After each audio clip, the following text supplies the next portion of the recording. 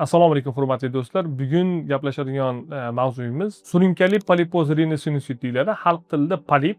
Polip bu shunaqa muammoki, bemorlarda eng asosiysi nafas olishi buziladi. Aksariyat bizni oldimizga keladigan bemorlar nafas to'xtab qolishi, nafas olayotganda muammolar kelishi va eng asosiysi aksariyat holatlarda nafas olish buzilgan hisobiga gaymorit bezovta qilishni boshlaydi. Surunkali tezda gaymoritga chalinadi. Bemor lor doktorga boradi, lecheniyani oladi.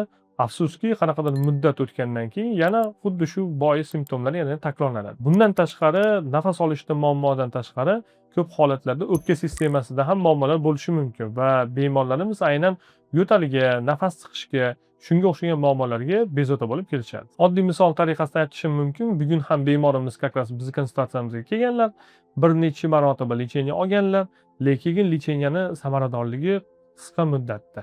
Keladi, lecheniya olayotgan paytda, antibiotiklar olayotgan paytda yaxshi yuradi. Antibiotiklarning действияsi, ya'ni uni ta'sir doirasi tugashi bilan shu simptomlar yana takrorlanib, yana bezovta qilishni boshlaydi va bunaqa holatlarda birinchi navbatda tekshiruvlar qilish juda ham muhim hisoblanadi. Shunaqa bemorlarimiz bor, bir necha yildan beri yashashgan, bu muammo bilan lecheniya olishgan, ammo biror marta ham tekshiruv qilinmagan. Va zolotoy standart deb aytiladi, ya'ni eng to'g'ri tekshiruvlardan bittasi bu конечно kompyuter tomografiya. Kompyuter tomografiya qilganimizdan keyin bemalol bu polip yoki polip emasligini aniqlashimiz mumkin va shunga qarab turib lecheniyani taktikasini aniqlanadi. Aksariyat holatlarda nega bu polipoz rinosinusit bezovta qiladi desak, polipoz rinosinusit kelib chiqishi genetik omillarga taqaladi. Ya'ni aytaylikki, har bitta insonda qanaqadir bir maxsus kasallikka o'zini spetsifik moyilligi bo'ladi. Aytaylikki, saqin diabet ota-bobolarda bo'lsa, bularda ham o'tishi mumkin. Infarkt miokardni, ularda ham potensialni bolalarida, farzandlarda, nevaralarda infarkt bo'lishi mumkin. Shunga o'xshagan har bitta muammoni o'ziga yarasha genetik zanjiri bo'ladi va shuning uchun juda ham e'tiborli bo'lish kerak. Sizni yaqinlaringizda, ya'ni ota-onangizda, buvlaringizda, dodalaringizda shunaqa muammolar bo'ladigan bo'lsa, sizda va sizni bolalaringizda aynan polipoz rinosinusit belgilari bo'lishi ham mumkin. Shuning uchun ranniy etapda, ya'ni kasallikning boshlang'ich darajasida bu narsani oldini olish bilishimiz juda ham zarur hisoblanadi. Qaysi paytda bu narsalar belgilari kuchayib qoladi? Bu belgilari aynan sezon bo'ladi. Ko'proq aksariyat holatlarda kasallikning boshlang'ich davrida, kuzda, bahorda avjiga oladi. Nima uchun? Allergiya qo'zg'aladi va shu hisobiga aynan bizning bemorlarimizda mana shu kasallik bezovta qilishni boshlaydi. Ba'zi bir holatlarda, o'tib ketgan holatlarda esa bemorlarimizni nafaqat sezon, ya'ni kuz va bahor oylarida, balki butun yozuv qish farqi yo'q, yil davomida shu simptomlar bezovta qilishni boshlaydi. Qanaqa asoratlar yuzaga kelishi mumkin? Eng kuchli bo'ladigan asoratlar bu holat o'tib ketib qolganda miyaga, ko'zga va boshqa yondosh strukturalarga ta'sir qilishi mumkin. Oddiyroq qilib aytadigan bo'lsak, uyingizda pojar bo'ldi, bu pojar sekin-sekin yonidagi qo'shnilar uylariga o'tadi va shu holatda aksariyat bemorlarimiz o'tkazib keladi. Iltimos qilardimki, bemorlarda sizda nafas olish muammolari bo'layaptimi va bu holat tezda takrorlanyaptimi? Albatta, lor doktorga murojaat qilishingiz kerak bo'ladi. Sababi bu polip bo'lishi mumkin va aksariyat holatlarda polipni erta stadiyasida, ya'ni boshlanish darajasida lecheniya qiladigan bo'lsak, bu muammo operatsiyaga yetib bormashi mumkin va shu holatlarda har xil bo'lishi mumkin bo'lgan asoratlarni oldini olib qolishimiz mumkin. Va aytib o'tganimdek, diagnostikaga keladigan bo'lsak, diagnostikaning eng to'g'ri yo'llari bu kamera orqali ko'rishi va kompyuter tomografiyaning ikkalasini taqqoslashi. Taqqoslaganimizdan so'ng polip bor yo'qligini aniqlaymiz va bu holatlarda konservativ yoki xirurgik davo rejalarini sizlarga tavsiya qilishimiz mumkin. Aksariyat bemorlarimiz bizga savollar berishadi. Lecheniya qilsa bo'ladimi o'zi? Lecheniya qilsa qay darajada yordam beradi? Albatta bo'ladi.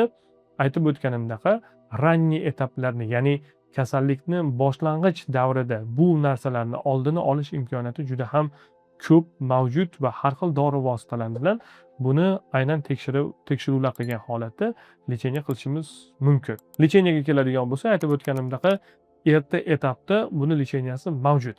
Profmed servis klinikasi professional shifokorlar komandasi bo'lib, xalqimizga 10 yildan beri 50 mingdan oshiq jarrohlik amaliyotlari bilan, eng asosiysi garantiyaviylik jarrohlik amaliyotlari bilan xizmat qilib kelmoqdamiz.